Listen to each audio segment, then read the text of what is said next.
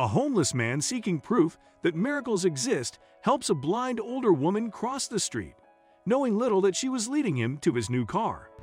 Theodore was a homeless man who had lots of faith in God, but not in humans. When people he begged for alms drove him away empty-handed, he demanded God for evidence that humanity and miracles still existed. His prayers were unexpectedly answered shortly after through a blind 78-year-old woman coming his way. Brenda clutched onto her support cane while trying to cross the road safely that afternoon. She could hear many vehicles speeding past her, like ferocious lions roaring in the woods.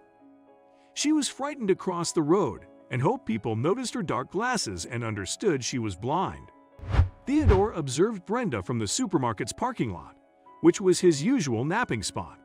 At first, he thought she was just scared to cross the road. He didn't know she was blind. "What is wrong with her? Can't she see the vehicles? Hey lady, watch out!" he shouted, waving at her. Brenda could hear some random strangers screaming across the street. She didn't know it was Theodore, alerting her to be careful. "Nobody would even want me near their car, let alone offer me a ride. But you're different," he cried. Anxious about what could happen, Theodore sprang into action and stormed onto the street.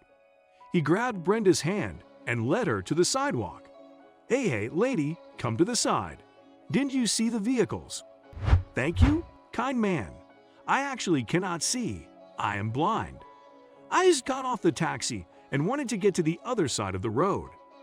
Theodore was stunned because he had assumed those glasses were just fancy sunglasses. "I'm sorry to hear that," he shyly said, unsure if Brenda still wanted any help. "I'm Brenda. And you?" "I'm Theodore." Although initially hesitant, Brenda realized it was her only chance to ask for help. "Nice to meet you, Theodore. Could you kindly help me get to the grocery store? Passers-by usually help me cross the road, but by bad luck, I found nobody today. And thank goodness you came to help me." Theodore was happy to help Brenda and led her by the hand to the grocery. "Where are you going, Theodore? Aren't you coming in?" she asked as he greeted her goodbye after leaving her at the store. "Can you please help me fill my cart with a few items?" Brenda assumed Theodore was working in the store. Theodore could not refuse. He helped Brenda shop, but he was worried people would judge him by how he was dressed. He presumed the staff would easily make out he was homeless and kick him out. Moments later, Theodore sighed relief after helping Brenda out of the store to a taxi. He stuffed her grocery bags in the car and bid her goodbye. Around the same time the following day, Brenda came again. She arrived in a taxi that pulled over right next to Theodore's sleeping spot. He was glad to see her again and opened the door for her. "Hello there, glad to see you again," he greeted. "Oh, my kind man.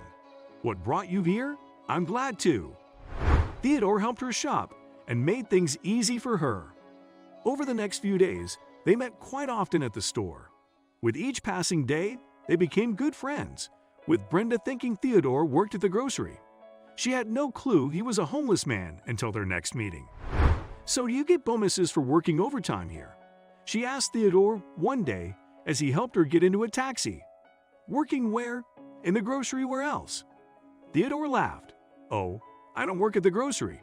I just use their sidewalk as my resting place," he revealed. "I wanted to start my own business. I invested a huge chunk of money with people who turned out to be fraudsters. They tricked me and ran away with my money. I was drowning in debt, so I sold my house and landed on the streets," he revealed. "I am so sorry to hear this," said Brenda, disappointed. She sighed, and to Theodore's surprise, she started rushing to get home. "I'm sorry, but I have to go. I'll see you," she said in a hurry. Theodore was quite taken aback by her reaction. He thought maybe she was concerned that she had befriended a man who turned out to be homeless and ran as soon as she found out. But the next day, Brenda returned with a tear-jerking surprise. Theodore was about to take his nap that afternoon after an exhausting day wandering around for alms. Just as he was about to close his eyes, he saw Brenda on the sidewalk. He was surprised. He rose to help her because the traffic light on that road was not functioning. Vehicles kept rushing past Brenda without stopping, and there was no way she could cross the street by herself. "Hey, wait up! I'm coming!" Theodore called out, and then he saw Brenda smile.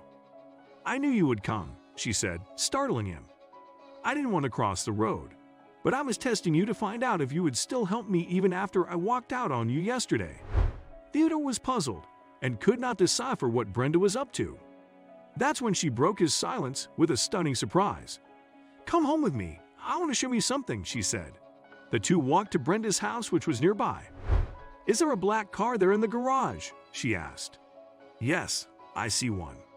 "Then what are you waiting for? Take the keys," said Brenda.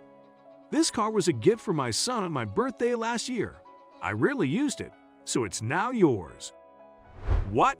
exclaimed Theodore, tears rising in his eyes, waiting to hear why Brenda was giving away such an expensive car. "I could not drive after my eyesight failed me, and this car has been in the garage ever since I lost my ability to see.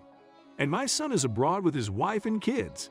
I miss them terribly, but that hollow in my heart slowly vanished after meeting you. A kind man like you, despite being wronged by others, deserves appreciation. I gift you this car for your compassion and selflessness." Theodore's tears kept him from speaking for a while until he finally said, "Nobody would even want me near their car, let alone offer me a ride. But you're different.